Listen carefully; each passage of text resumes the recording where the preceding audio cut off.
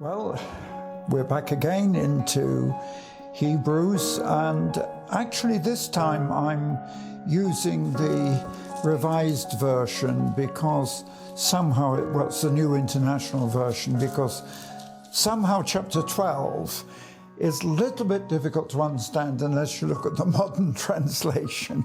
It uses a little bit of, how can I say, Old English. Anyway, this is a complete contrast to what we've been dealing with. I suppose it's not as exciting in chapter 12, but on the other hand, very important, as you'll see. Now, starting on the first verse, which is where I ended last time, which says, since we are surrounded by such a great cloud of witnesses, let us throw off everything that hinders and the sin that easily entangles us, and let us run with perseverance the race set before us with our eyes fixed on Jesus. So in contrast to what has been basically said in the previous chapters, the whole point here is that we are facing a struggle. Chapter 12 makes out that it is not easy. We cannot just simply accept that once we come to Christ and live by faith, everything is going to be a bed of roses. I mean, it certainly hasn't been in my life, and all I can say is that I think the various hardships and sufferings and tragedies that I've gone through have strengthened my faith. So let's see how Paul describes it to the Jewish people. He's saying, first of all, that there is a tremendous witness surrounding us. And, you know, I think that's one of the powerful things about my life. And one reason why it's important that I do have a ministry, because my whole life from beginning to end is a testimony and a witness. And this is what Paul is really referring to, is the importance of the witnesses that have gone before us. Well, he says surround us, because that includes me. But he says, despite all of this, we've got to fix our eyes not on people or persons, but on Jesus. There is a danger in the established churches to elevate people to position as saints or mark them out as being special. But really, the exhortation of Paul is not that. It is simply fix our eyes on Jesus. And then he goes on, in doing that in verse 2, Jesus, who is the author and finisher of our faith, or perfecter of our faith, because he will enable us to be presented before the Father.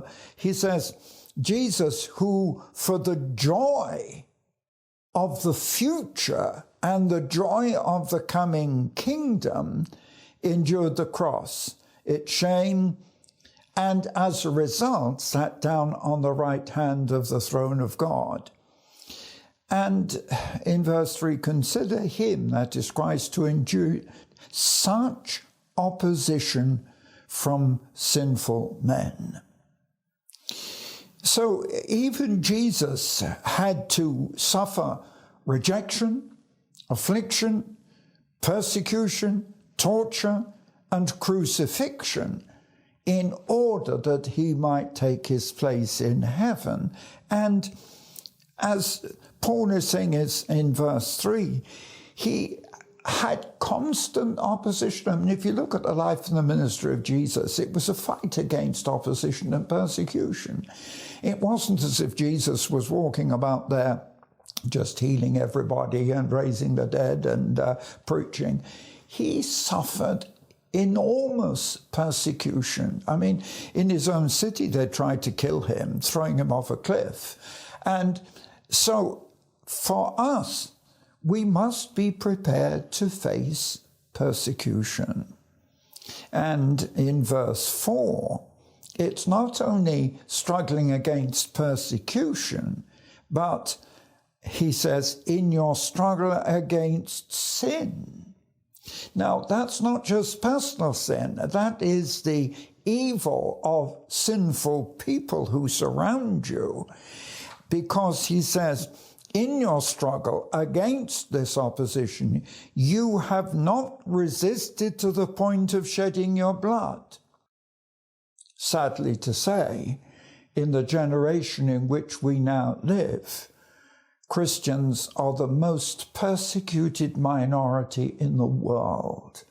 And it's almost on a daily basis, Christians are being killed for their faith. They're being, well, you can find it almost every day that somewhere in the world, Christians are not just being persecuted and go to prison, they're actually dying for their faith. So it's slightly different to what Paul said. And in verse 5 he says, and you have forgotten that word of encouragement that calls us sons.